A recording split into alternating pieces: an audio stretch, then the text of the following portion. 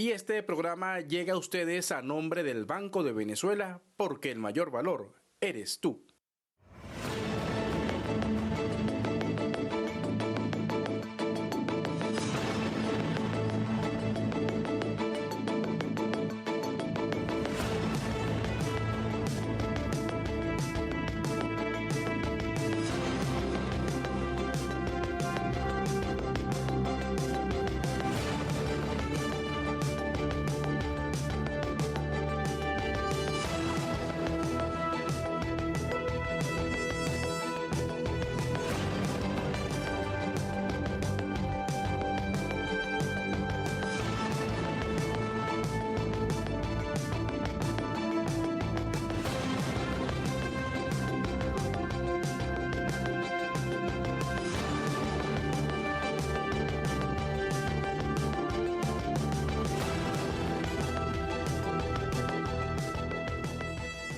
Compañeros, lamentablemente por ahora los objetivos que nos planteamos no fueron logrados en la ciudad capital. Es decir, nosotros acá en Caracas no logramos controlar el poder. Ustedes lo hicieron muy bien por allá, pero ya es tiempo de evitar más derramamiento de sangre, ya es tiempo de reflexionar y vendrán nuevas situaciones y el país tiene que enrumbarse definitivamente hacia un destino mejor. Así que oigan mi palabra, oigan al comandante Chávez, que les lanza este mensaje para que por favor reflexionen y depongan las armas, porque ya en verdad los objetivos que nos hemos trazado a nivel nacional es imposible.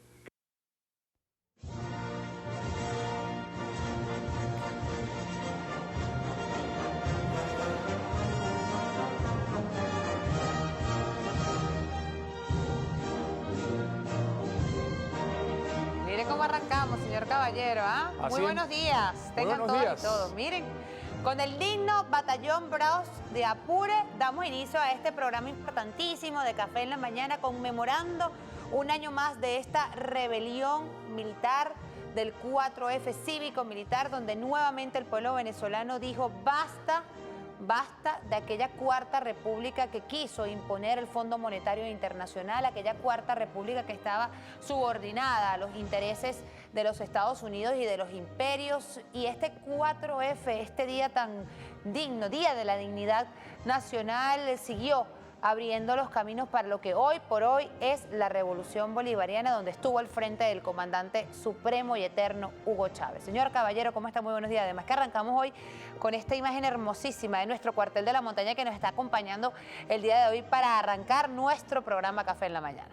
¿Qué más emblemático que el cuartel de la montaña? ¿Qué más emblemático? Bueno, el cuartel de la montaña, hoy 33 años de aquel momento, de aquel por ahora, que se convirtió en para siempre, ¿no? El comandante Hugo Chávez en ese momento, y veíamos las imágenes, ¿no? Nos rememorábamos y recordábamos aquel momento, aquel 4 de febrero, hace 33 años, cuando, bueno, el pueblo venezolano acompañó, ¿no?, a este grupo de militares patriotas, bueno, que justamente iba a reivindicar, y aquel por ahora sería un para siempre, porque ahí además y avanzaba la hoja de ruta para el proceso revolucionario. Fue un momento importante, un momento crucial, un momento sin duda que partió la historia de Venezuela y reivindicó posteriormente, luego aquel proceso electoral del 6 de diciembre del año 1998. Y mira, tantas cosas que comentarles. Comenzó muy temprano el día de hoy las actividades para recordar, conmemorativas.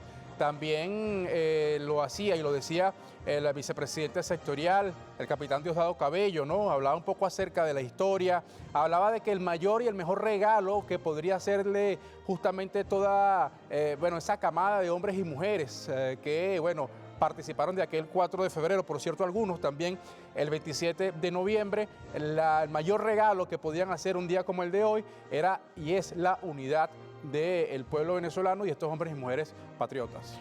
Y precisamente en este cuartel 4F tan emblemático que nos acompaña el día de hoy para arrancar nuestro programa Café en la Mañana, se dieron a cabo, se desarrollaron, como tú bien lo has dicho, como lo veamos en nuestras imágenes, las primeras actividades para conmemorar estos 33 años de esta rebelión cívico-militar en este cuartel de la Montaña, que hoy por hoy reposan los restos inmortales del comandante supremo Hugo Chávez, porque él tenía una especial atención, cariño para este 4F. Nosotros estuvimos recientemente, señor Caballero, grabando un programa allí en el cuartel de la Montaña y se siente la energía, la vibra, el espíritu de patria, de libertad, de soberanía, de independencia que irradia el cuartel de la Montaña, donde el día de hoy arrancaron pues estas actividades tan importantes y desde donde estuvo hablando, como tú bien lo has dicho, el vicepresidente sectorial Diosdado Cabello. Vamos a escuchar parte de lo que fue la intervención.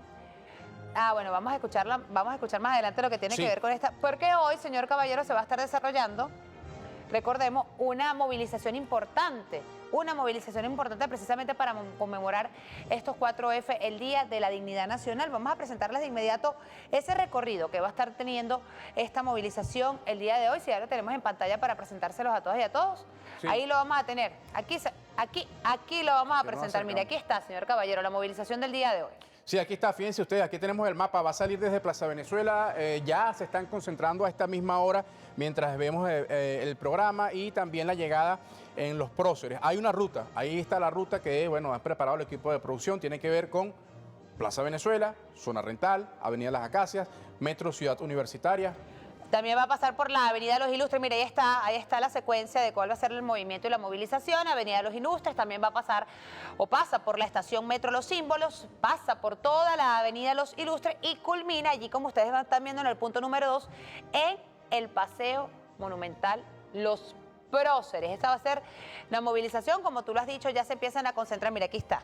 Está la movilización, ya se empiezan a concentrar, señor Caballero, el pueblo venezolano para darle este acompañamiento y para conmemorar los 33 años de esta rebelión cívico-militar del 4 de febrero. Muy importante, muy importante. Mire, ahí está la ruta, así que bueno, todos a estar bien atentos y probablemente vamos a estar estableciendo comunicación más adelante, lo que tiene que ver precisamente con esta gran movilización. Y lo decía yo antes de presentarles el tema de la ruta, que desde el cuartel de la Montaña, que nos acompaña el día de hoy aquí con nosotros, desde el cuartel de la Montaña, el vicepresidente sectorial Diosdado Cabello daba detalles de lo que tiene que ver con esta importancia que reviste el 4F. Vamos a escuchar parte de lo que él dijo.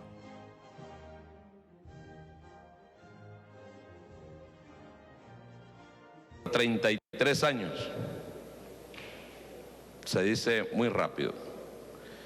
Aquí hoy nos hemos encontrado como cada año.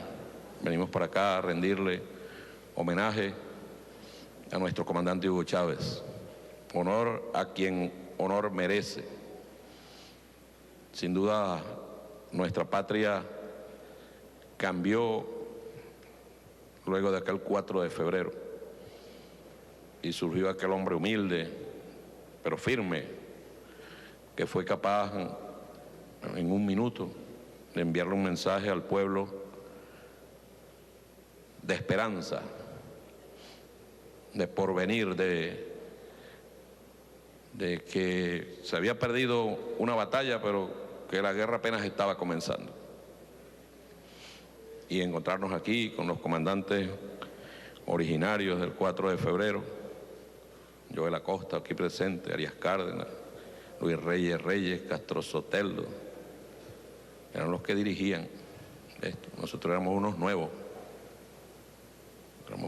en ese momento, soldados, jóvenes. Saludo especialmente también a la juventud presente aquí, la juventud de Caracas.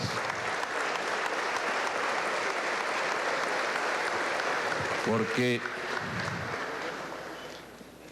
el 4 de febrero para nosotros no es un hecho que ocurrió y ya 4 de febrero. 4 de febrero ha traído consecuencias históricas. Lo dice mi hermano menor, Mantillo Olivero. Bueno, ahí está justamente, ¿no? Las consecuencias históricas y que fue que abrió el camino, inició esa hoja de ruta para el ascenso de la Revolución Bolivariana y lo llevó el pueblo, ¿no? Aquel 6 de diciembre, decía, de 1998. Me quedo con aspectos importantes como el tema de la unidad a 33 años de aquel movimiento cívico-militar, ¿no? Que estremeció los cimientos del pueblo venezolano, que venía, por cierto, también del año 1989, aquel 27 de febrero de 1989, cuando Carlos Andrés masacró a más de 4.000 personas, se habla de 5.000 y hasta 6.000 personas. Vino aquel 4 de febrero y aspectos como la unidad que se mantiene y también lo que fue asumir la responsabilidad en ese momento, un momento tan difícil.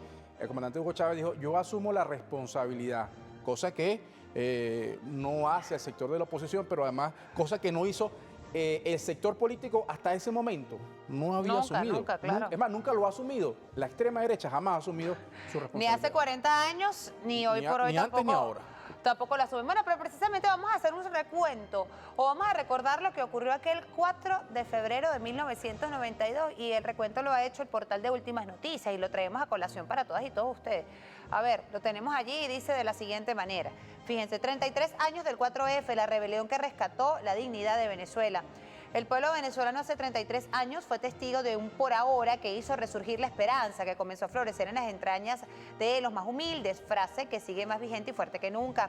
En un contexto de renacimiento económico, victorias sociales desde la llegada de la Revolución Bolivariana, Venezuela conmemora este martes el Día de la Dignidad Nacional, fecha de la rebelión cívico-militar, que en el año 1992 encabezó el líder de la Revolución Bolivariana, Hugo Chávez, el cual es considerado como el alzamiento de la voz del pueblo contra el neoliberalismo y capitalismo durante el mandato de Carlos Andrés Pérez. El 4 de febrero de 1992 no fue un día cualquiera en la historia venezolana. Fue el momento en el que un grupo de militares patriotas, liderados por el comandante Hugo Chávez, decidió decir basta a las políticas neoliberales impuestas por un régimen que había sumido al país en la miseria y la desigualdad. El efeméride no es solo un recordatorio histórico, es un llamado a la acción, es un contexto global donde las fuerzas fascistas y neoliberales intentan imponer su agenda. El legado del 4F se mantiene vivo en la lucha diaria del pueblo venezolano por su soberanía y su derecho a la autodeterminación. Bueno, importante. Ahí está. Es importante el repaso de cómo nos retrotraemos a aquel momento. Muchas personas, bueno, jóvenes ahora, no lo recuerdan, no saben ni siquiera, no habían nacido en ese momento. No habían nacido. Y nosotros estamos acá para rememorar y recordar. Yo era niño en ese momento, pero sin duda recuerdo la situación. Sobre todo veníamos de aquel año 1989, veníamos de aquel paquetazo de Carlos Andrés Pérez. De eso justamente vamos a revisar. Eran las medidas neoliberales, aquel llamado paquetazo del Fondo Monetario Internacional que implosionó y que, bueno, generó todo esto y devino en aquel 4 de febrero de 1992. Y precisamente vamos a darle un repaso qué trajo o qué llevó a este 4 de febrero de 1992. Vamos a presentárselos de inmediato, es muy importante. Causas de la rebelión del 4 de febrero. Fíjense, según la cifra del Instituto Nacional de Estadísticas, en aquel entonces el 70% de la población se encontraba entre pobreza y pobreza extrema. Igualmente, en torno a estas cifras, vemos otros datos. El 18 de febrero del año 83, fíjense ustedes, se produjo aquel llamado Viernes Negro, ¿no? Que fue un salto olímpico del tipo de cambio que generó una inflación sin precedentes a ese momento. Y ahí no había ni medidas coercitivas, no había bloqueo, no había nada de eso. Es más, eran las mejores relaciones en ese momento quizás con los Estados Unidos. Fíjate, hablando de eso, la riqueza petrolera se la quedó la burguesía durante 100 años, pero no solamente la burguesía venezolana, la burguesía internacional, porque recordemos que el petróleo era prácticamente regalado a esos imperios, era regalado a Estados Unidos y a algunos países en Europa. También hablar acerca de lo que fue el tema de la exclusión, ¿no? Había exclusión en políticas públicas como la educación, la salud, la vivienda y la alimentación. También la Constitución de 1991 no consagraba los derechos fundamentales y permitía la suspensión de garantías constitucionales, de lo que tú hablabas, la cantidad de muertes, asesinatos que había mansalva por parte de esos grupos y eso quedaba totalmente impune. También lo que tiene que ver, además de eso, ¿no? Fíjense ustedes el tema de la corrupción que llegó a los estamentos del Estado, casos emblemáticos como los jeeps de Siliberto. ¿Ustedes se recuerdan? El barco de Sierra Nevada, aquel barco que regaló Carlos Andrés a Bolivia, ¿no? Sí. Ustedes recuerdan ese caso. Y el desfalco de las divisas en el país, en el caso del el chinito de Recadi. Ese fue el que pagó los platos rotos. El que pagó los platos rotos. Así es. Fíjense, mira, desde el 58, desde 1958 ya hasta el 98 se registraron más de 10 muertos y desaparecidos. Yo diría más. Más de 10.000 muertos y desaparecidos por razones políticas, según la Comisión de Justicia y la Verdad de Venezuela. Mira, 10.000, no 10, 10.000. Le faltó una M, una I y una L. Sí, le faltaron 3 ceros ahí. 10.000 muertos, imagínense. Del 58 al 98, 10.000 muertes desaparecidos. Y esto fue por razones políticas, señor Caballero. 10.000. Hay que ver el número, ¿no? Ahí está. Bueno, y esto ocurrió en la Cuarta República, donde estaba ahí la Guanábana, que era de Ocopey, en aquel entonces. Ahora los actores son los mismos, pero bueno, cambiaron de color. Sí, pero siguen siendo lo mismo, pero cambiaron de color. A usted ve, Acción Democrática y Copey, de ahí se ha, bueno, generado, ¿no? Lo que es ahora, por ejemplo, Primero Justicia, Voluntad Popular. Todo, esos son los mismos partidos, ¿no? Por eso, digamos, se creó ahí como una ramificación de AD Copey, ¿no? Entonces, bueno, siguen pero siendo... con la misma podredumbre. La misma podredumbre. Mira, ahí entre esos elementos también a destacar es lo que ya les decía, el 27 de febrero de 1989, que por cierto, además, el pueblo venezolano, aquel guarenazo, aquel caracazo, eso que comenzó en Guarena y que corrió como pólvora por todo el país, era un pueblo que clamaba y tenía hambre, un pueblo que salió no a saquear, como trataron de criminalizarlo, como lo dijo aquel editorial de un personaje de la extrema derecha, ¿no? Eladio Lares, ¿no? No a criminalizar, no a robar, ¿no? La gente salió por una necesidad imperiosa que tenía en ese momento, fíjense ustedes. Y también, cerrando ya el año 98, hay otro elemento importante, que fue después del 4 de febrero, que es que se iba, ya la educación estaba lista para privatizarla. Ustedes recordarán, asume el gobierno, el doctor Rafael Caldera, y se presenta un proyecto en el Congreso para privatizar la educación.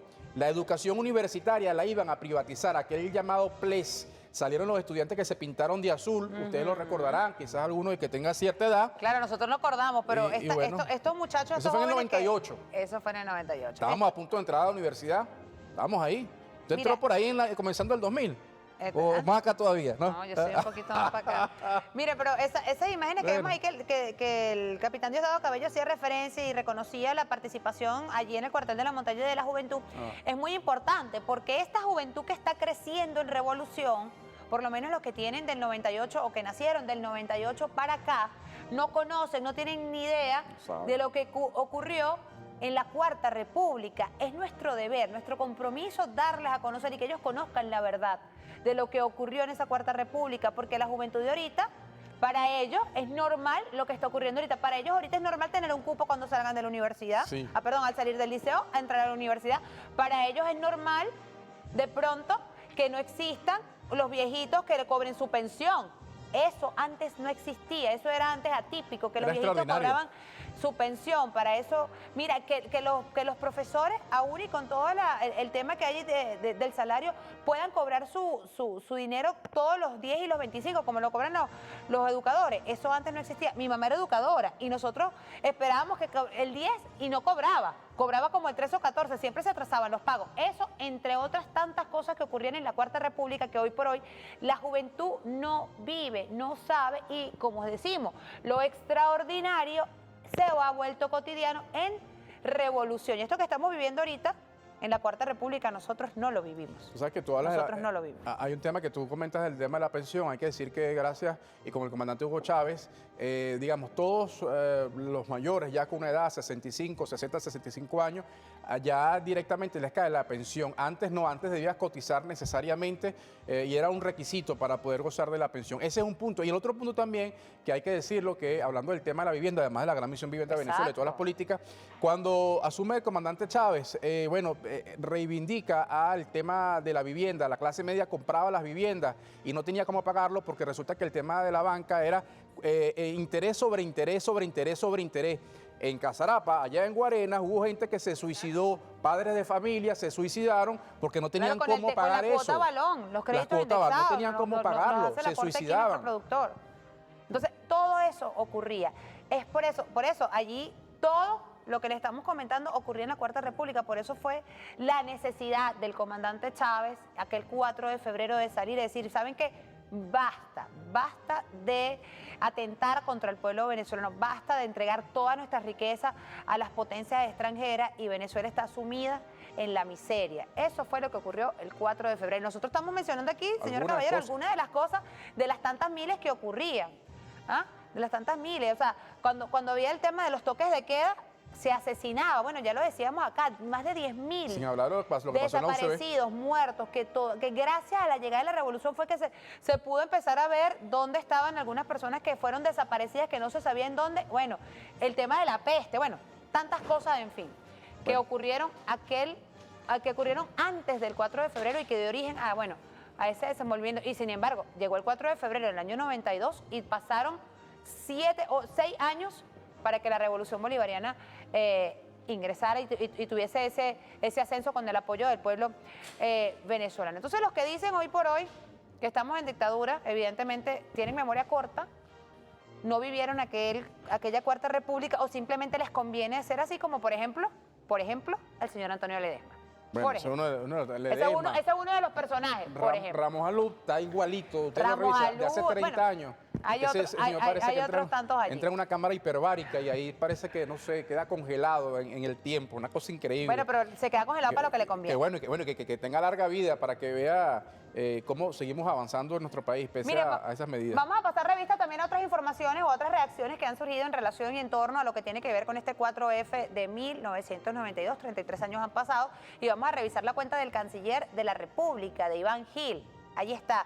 Dice lo siguiente. Ahí está colocada así, y cito por ahora esa frase que resonó en los corazones de todos los venezolanos y venezolanas. Fue pronunciada por el comandante supremo Hugo Chávez un día como hoy en 1992, aunque la rebelión contra el gobierno neoliberal de Carlos Andrés Pérez no alcanzó sus objetivos inmediatos. Ese día marcó el comienzo del huracán bolivariano que dio paso a una nueva era de esperanza para Venezuela y a la lucha antiimperialista de los pueblos del mundo. Así es, y adjunta ahí una imagen de aquel 4F. Mira, avanzamos y vamos a revisar ahora también el ministro del Poder Popular para la Defensa, Vladimir Padrino López, también ha escrito a través de sus redes sociales lo siguiente. Aquel 4 de febrero de 1992, la dignidad de Venezuela se expresó a través de las armas rebeldes que lideró nuestro comandante Chávez contra el entreguismo, el neoliberalismo y la tradición. Hoy, la misma dignidad y rebeldía guían los destinos de nuestra nación para siempre. Que viva la dignidad nacional, venceremos 4F. Veamos el video que adjunta el ministro de la Defensa. Realmente, por ahora, los objetivos que nos planteamos no fueron logrados en la ciudad capital. El motivo que mueve la historia de Venezuela ha sido su dignidad y vino decantando de generación en generación, muchas veces desvaneciéndose, pero otras veces resurgiendo de las cenizas. Uno de esos resurgimientos fue precisamente el 4 de febrero en manos de nuestro comandante Hugo Chávez, y por eso es que el 4 de febrero quedó para siempre como el Día de la Dignidad Nacional. Esa llama será inextinguible en el alma, en el corazón y en la razón también. Sí, son las 23 ya. Ahí está. Bueno, veamos allí entonces al general en jefe Vladimir Padrino López recordando lo que fue aquel 4 de febrero. Bueno, durante todo el día se van a estar desarrollando diversas actividades a propósito de estos 33 años de la rebelión cívico-militar. Por cierto, nuestro invitado el día de hoy vamos a ahondar en relación a ese tema, pero también el día de ayer se llevó a cabo otras actividades, señor Caballero. Así que vamos a rodar coletilla, cambiamos de tema, por lo menos en esta parte, para mencionarle también otros aspectos de interés y de importante. A ver. Mira, ayer se ha llevado una cumbre extraordinaria del ALBA TCP, ¿no? Para asumir aspectos importantes al desarrollo de los pueblos. El jefe de Estado, bueno, ha hablado acerca de la importancia de la unidad. Nadie, o a ningún esfuerzo independiente, unos por allá, otros por acá, va a poder avanzar y justamente en el tema internacional, ¿no? Hacer frente a esta ofensiva que se ha venido con mucha fuerza. El jefe de Estado lo comentaba el día de ayer, el tema de cómo están tratando a los migrantes, a los connacionales en los Estados Unidos. Uno de los tantos puntos que han sido abordados, y vemos, por ejemplo, a Ralph Goncalves en esta cumbre extraordinaria. Así es, vamos a mencionar o a revisar con ustedes cómo lo ha publicado el portal de la Casa Venezolana de Televisión, que tiene aspectos interesantes en torno a lo que fue esta cumbre que se desarrolló en horas del mediodía del día de ayer vía conferencia. Y dice así: cumbre extraordinaria del ALBA TCP asume agenda de lucha por los pueblos. El presidente de la República, Nicolás Maduro, destacó que la 12ª cumbre extraordinaria de jefes de Estado y primeros ministros de la Alianza Bolivariana para los Pueblos de Nuestra América, ALBA, Tratado de los Pueblos ALBA TCP, se realizó con el fin de asumir la agenda de lucha y trabajo para este año 2025 en defensa de la soberanía y la paz. El jefe de Estado resaltó que este encuentro se dio en homenaje al natalicio del gran mariscal de Ayacucho, Antonio José de Sucre. Nos hemos puesto de acuerdo los presidentes y primeros ministros del ALBA para revisar todos los puntos pendientes de la agenda de diciembre y para fijar posición firme en defensa de nuestro pueblo. Hoy estamos aquí para pasar revista de manera dinámica y asertiva, para tomar decisiones en varios temas que tienen que ver con el desarrollo del plan aprobado el 14 de diciembre, cuando se cumplieron 20 años del ALBA, 20 años de experiencia, de un patrimonio, un legado que ha sido perfectamente sintonizado con las exigencias de la vida de hoy y de este 2025.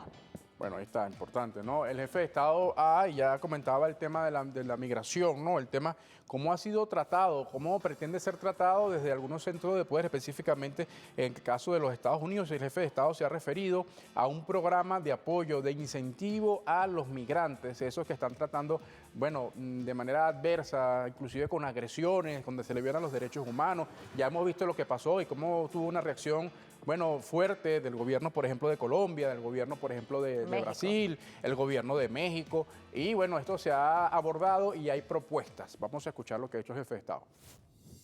El Banco del ALBA nos hace de establecer un sistema de créditos para la reinserción productiva de los migrantes emprendedores. Un sistema con un fondo que arrancaría, de acuerdo a la propuesta, con 10 millones de dólares, un fondo rotatorio que nos permitiría atender en parte esta situación y convertir el regreso de buena parte de nuestros hermanos y hermanas que tuvieron que emigrar por razones de las sanciones económicas, de las guerras económicas, de la desigualdad en términos de la economía, de la crisis del capitalismo global, convertirlo en una oportunidad para generar actividad económica beneficiosa para nuestro país. Bueno, así es. Esto fue en la actividad durante el desarrollo de la cumbre del ALBA TCP.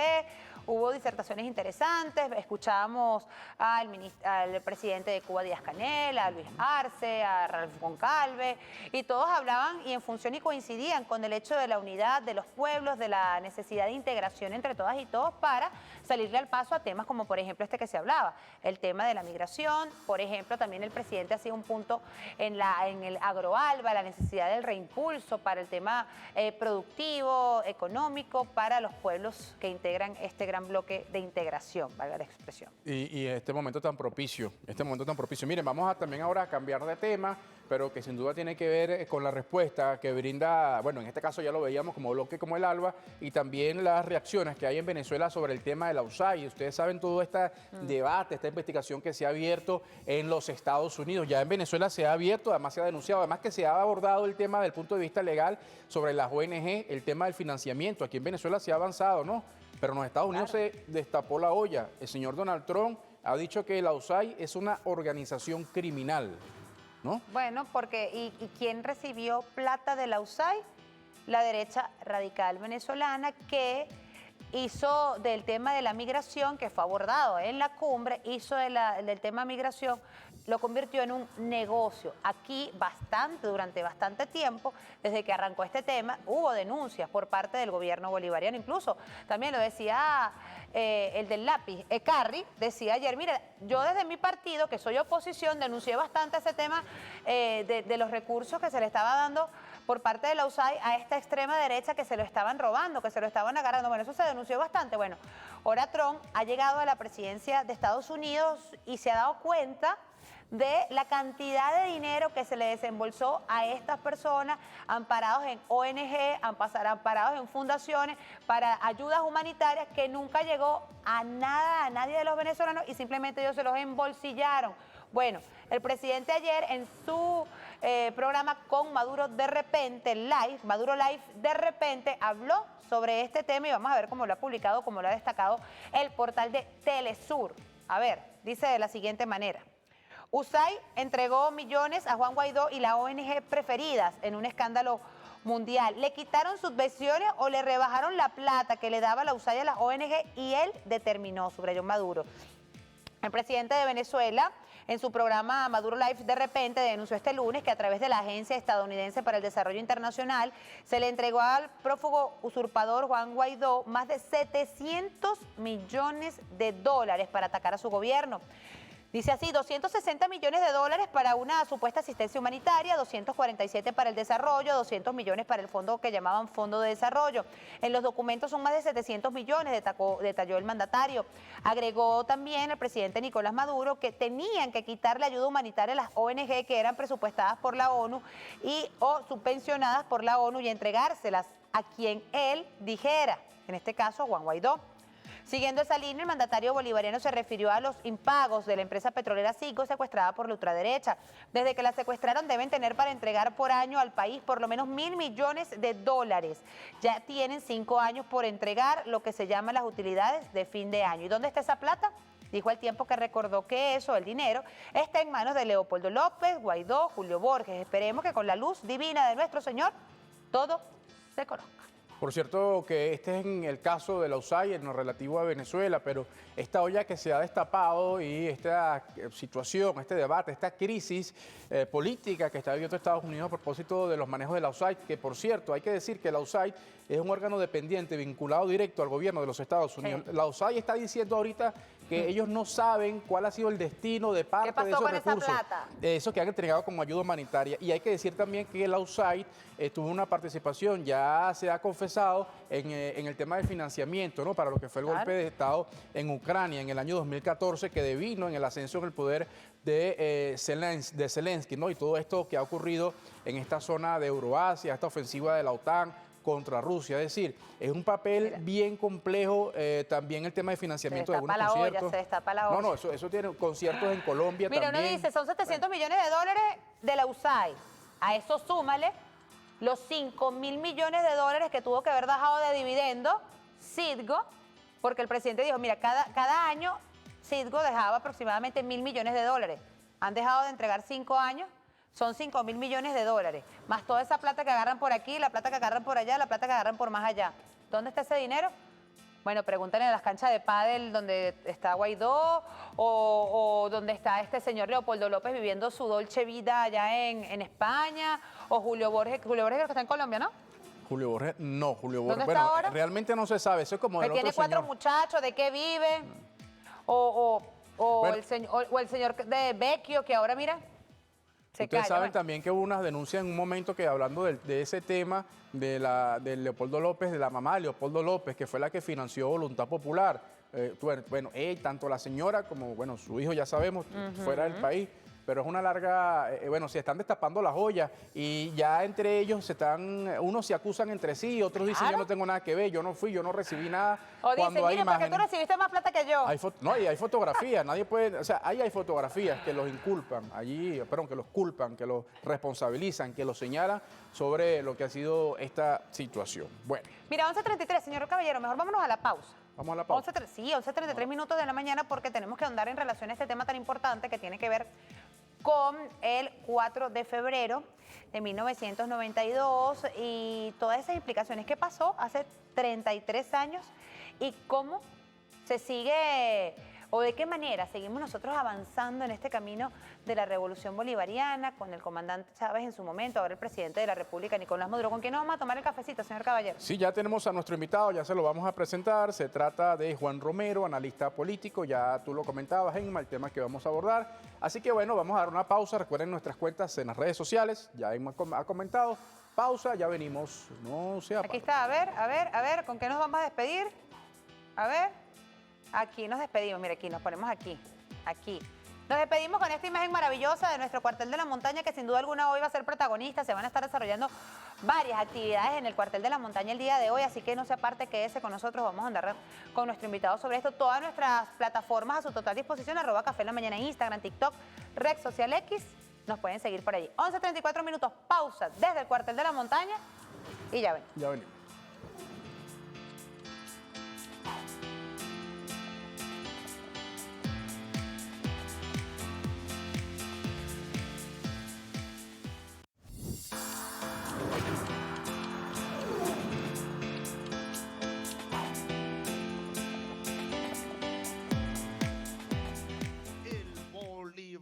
bolivarianismo como tesis central de nuestra ideología política del siglo XXI, de nuestro socialismo del siglo XXI.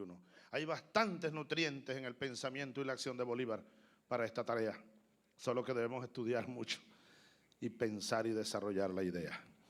Bolívar habló entonces de esos tres elementos, me faltó el tercero, la mayor suma de felicidad posible.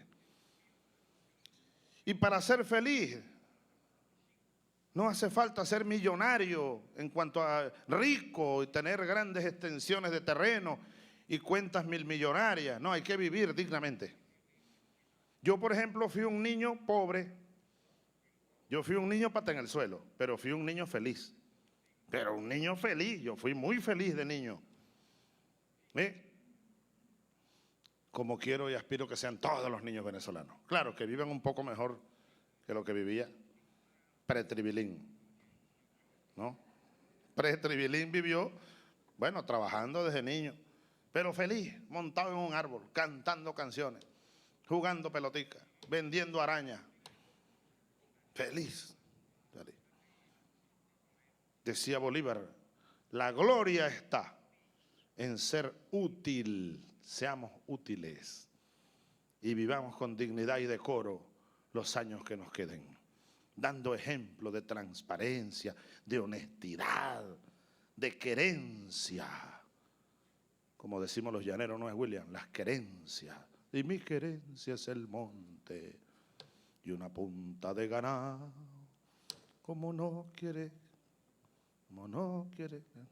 con el sol de los venados. Una querencia. Queramos, vamos a querer y a querernos y a querer todo esto, a llenar de amor toda esta tierra, todo este pueblo, a derrotar el odio, el rencor, el egoísmo, las bajas ambiciones. Esas son propias del capitalismo, de los antivalores que nos sembraron y nos siguen bombardeando con ellos. Derrotémoslo, sigamos derrotándolo. Bueno, ahí está el comandante Hugo Chávez, ¿no? Recordando también algunas reflexiones importantes sobre la política nacional, esa visión, esa lectura que tenía para avanzar y justamente sobre el tiempo poder trazar una línea en función de eso. ¿Cómo está, diputado? Juan Romero, diputado, analista político, y bueno, muchas cosas que hablar a 33 años de aquel momento, de aquella fecha emblemática que, como ya hemos dicho, ¿no? Ha partido la historia en dos. ¿Así fue? Sí, mira, varias cosas a propósito de lo que dice Chávez, porque el tema de la doctrina, más no el pensamiento, yo diferencio, porque cuando hablamos de pensamiento lo reducimos solo a ideas, a frases. Cuando hablamos de doctrina, son ideas que tienen una praxis política concreta y se transforman en un proyecto político. Y eso es importante decirlo de entrada, porque la doctrina bolivariana es base de dos elementos esenciales sobre los cuales se construye el discurso del 4 de febrero. El primero es el propio Bolívar. Cuando Chávez surge en el 92, surge el tema de la relación entre civiles y militares. Y entonces el que desconoce la historia señaló, esto era una locura, esto no existía. 1818, convocatoria de las bases para el Congreso Constituyente de Angostura de ese año. En ese congreso, el país era la mitad un cuartel, y Bolívar, cuando emite lo que es la normativa electoral, toma una frase: ciudadanos soldados, soldados ciudadanos. 1818. Es decir, el tema de la unidad cívico-militar es un tema de la doctrina bolivariana, porque el país era un estado de guerra. El 75% de los constituyentes del Congreso de Angostura fueron militares. Y esto es importante que lo digamos para aquellos que dicen que es una anomalía histórica. El segundo elemento, la Constitución, la forma que adquiere el Estado a partir de 1999 tiene también una impronta bolivariana. El Consejo de Estado, que el presidente convocó en un momento determinado, fue una instancia introducida por el libertador Simón Bolívar ante la circunstancia que era comandante en jefe y jefe de gobierno. Entonces él decía, yo estoy en combate, si hay una ausencia mía, queda la estructura del Estado. Pero otro elemento que es significativo es que Bolívar ahí introduce un cambio en lo que es la estructura clásica del Estado bajo el espíritu de las leyes de Montesquieu, es decir, los tres poderes tradicionales, ejecutivo, legislativo y judicial. Entonces, Ahí vemos un elemento. Luego, Chávez rescata a Bolívar como base del movimiento insurgente. Y él lo dice en el libro de Ignacio Ramonet, Mi primera vida, decía, había compañeros que la discusión sobre el marxismo les molestaba, pero donde sí coincidíamos era en las raíces propiamente históricas. Bolívar, Simón Rodríguez, Zamora. Y eso ha sido un corpus teórico que hasta el día de hoy lo tiene. Es decir, cuando vemos esto que vivimos el día domingo, ¿no?, de la consulta en los consejos comunales, Bolívar lo decía, mira, en un decreto del año 1817 sobre distribución de bienes, decía, los bienes deben acomunarse, o sea, distribuirse entre la gente.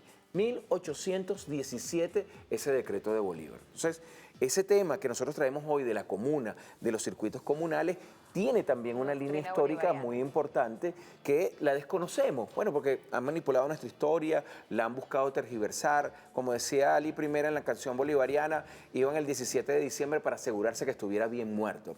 Pero nosotros lo revivimos.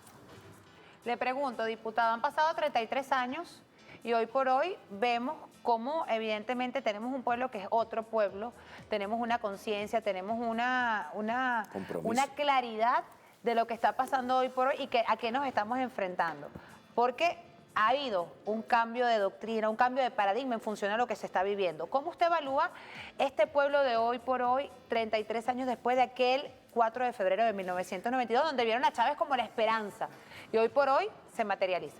Mira, hay un concepto en ciencias políticas que lo define muy bien, cultura política. Cuando hablamos de cultura política, hablamos de una conciencia de sí, es decir, ¿qué soy yo? Soy un ciudadano, pero como ciudadano, ¿a qué tengo derecho? No solo a votar, sino a participar activamente. Luego, el segundo elemento de la cultura política es la capacidad del diálogo sobre la diferencia.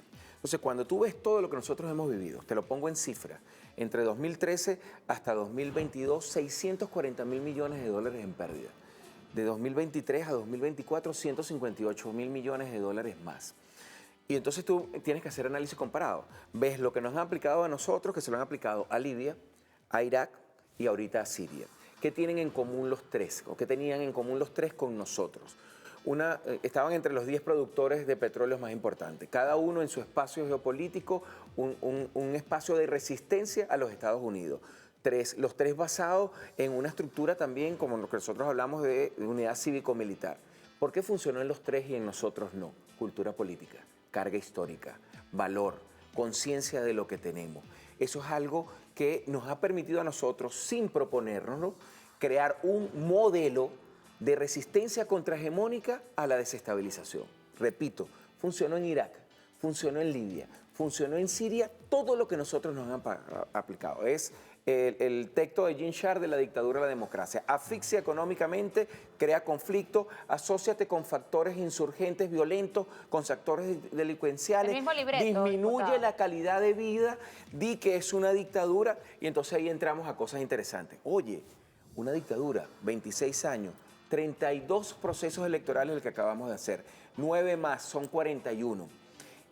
Hagamos una revisión. ¿Cuántos procesos electorales ha hecho Estados Unidos en esta misma época? ¿Cuántos procesos electorales ha hecho Francia? ¿Cuántos procesos electorales ha hecho Inglaterra? ¿Cuántos procesos electorales ha hecho Alemania?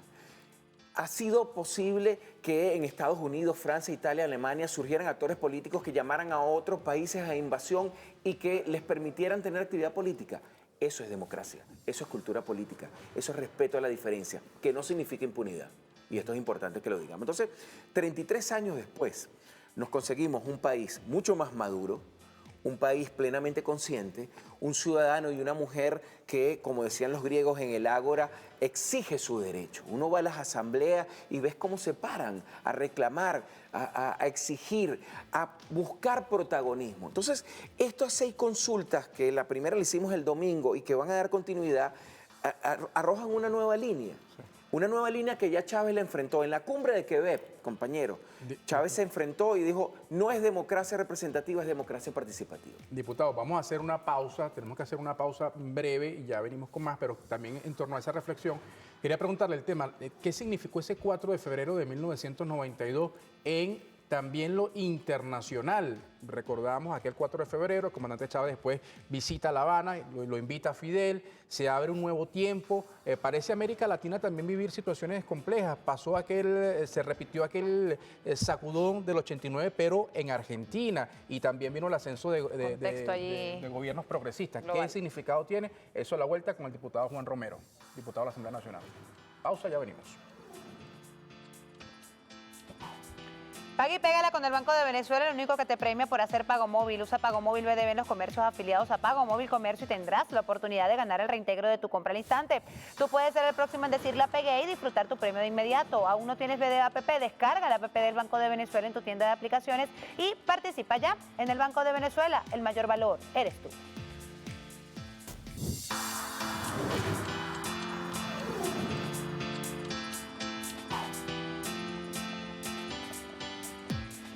Bueno, seguimos en su programa Café en la Mañana. 33 años se están cumpliendo de aquel 4 de febrero de 1992. Conversamos con el diputado Juan Romero, también analista político, y le daba una pregunta al aire. Tenía que ver con el significado que tuvo el 4 de febrero en lo internacional, en el escenario internacional, de lo cual además se generaron muchas cosas. 89, después ocurrió como aquel Caracazo, pero en este caso en Argentina. ¿Y qué significó? Mira, el 4 de febrero generó una ruptura en el campo de las ciencias sociales y las ciencias políticas. Primero, porque las irrupciones de los militares en la historia de América Latina siempre habían girado hacia gobiernos de ultraderecha. Es lo primero. Es decir, Chávez era una anomalía en el campo de las ciencias sociales y en el transcurso del proceso histórico de América Latina.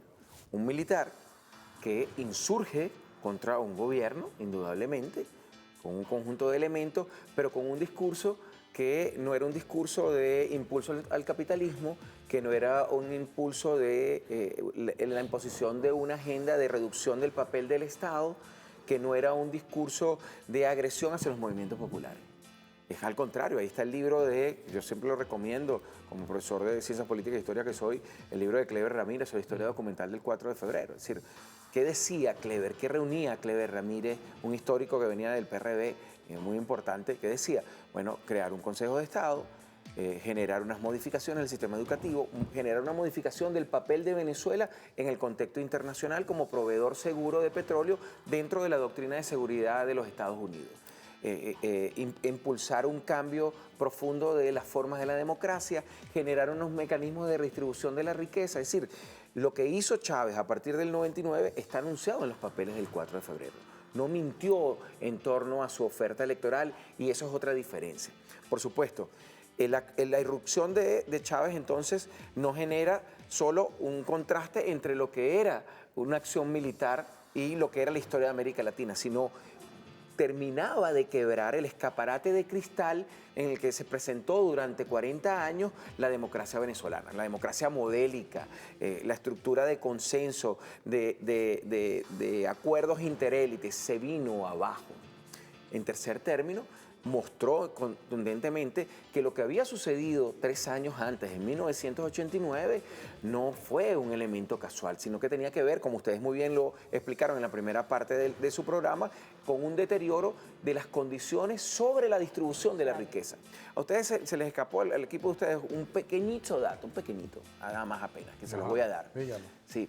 En términos de la renta petrolera, entre 1974 hasta 1998, el Estado distribuyó a sectores privados y públicos 980 mil millones de dólares, de los cuales desviaron hacia cuentas en el exterior 720 mil millones. La relación, según la buena amiga Pascualina Curcio, de apropiación de los excedentes petroleros, excedentes, no la producción petrolera, excedentes, es decir, las ganancias derivadas del petróleo por parte del sector privado, era de 102% de los excedentes. Chávez redujo eso a 55%. Y eso nos permite además entonces entender la conflictividad del año 2002 sobre la Ley Orgánica de Hidrocarburos. Y ahí hay unas analogías, ¿no? Cuando uno ve lo que le sucede a Chávez en el 2002, uno tiene que comprender e irse para atrás lo que le sucede a Medina Galita con la Ley de Hidrocarburos de 1943. ¿Qué tienen en común la Ley Orgánica de Hidrocarburos del 2001 con la Ley de Hidrocarburos de 1943? reforzamiento del papel del Estado sobre el control de los recursos naturales, un mecanismo de mejor negociación con el capital transnacional, distribución y establecimiento de impuestos muy importantes para generar inversión pública. Cuando tú ves entonces las dos situaciones, entiendes por qué el golpe a Chávez, por qué el golpe a Medina. Tiene que ver con esa realidad. Diputado, nos tenemos que despedir 30 segundos rápidamente. ¿Cuáles son los desafíos que tenemos 33 años después del 4 de febrero? Mira, 33 años después, yo creo que este es el año yo lo he venido denominando, utilizando una frase del compañero Jorge Arreaza, de irreversibilidad de la revolución. Es la marca, así como cuando uno estaba en el colegio que buscaba un pleito, decía, si pasas esta línea vamos a tener un problema. Bueno, nosotros estamos trazando la línea de la irreversibilidad. ¿Qué significa? Profundizar en términos de la agenda concreta de acción, profundizar en un modelo que sea menos susceptible de las presiones internacionales, fortalecer las formas de participación que estamos indudablemente desarrollando y sobre todo mantener lo que es el papel. Decía Benedetti algo que aplica el poeta uruguayo fallecido ya hace años, que aplica muy bien a Venezuela. El futuro es lento pero viene, seguro pero viene, firme pero viene. Bueno, muchas gracias, diputado Juan Romero, diputado a la Asamblea Nacional, analista político también, una lectura bien interesante sobre toda esta cifra del tema petrolero, ¿no? Y ya lo hemos analizado antes, ¿no? Las razones por las cuales justamente el imperio norteamericano siempre fija su atención, no solamente contra Venezuela, sino, como usted lo ha dicho ya, contra los países productores de petróleo, el tema de las energías. Nos despedimos, gracias. Mire, recuerden hoy la movilización que se va a estar desarrollando desde Plaza Venezuela hasta el Paseo Los Próceres, la ruta Plaza Venezuela, zona rental, Avenida Las Acacias, estación del Metro Ciudad Universitaria, Avenida Los Ilustres, estación del Metro Los Símbolos, Avenida Los Ilustres y culmina en el Paseo Los Próceres. Hoy, conmemorando los 33 años de esta rebelión cívico-militar del 4 de febrero. Nos despedimos siempre con una sonrisa. El que obra bien, le va bien. Será hasta mañana. Pasen todos una feliz tarde. Chao, cuídense.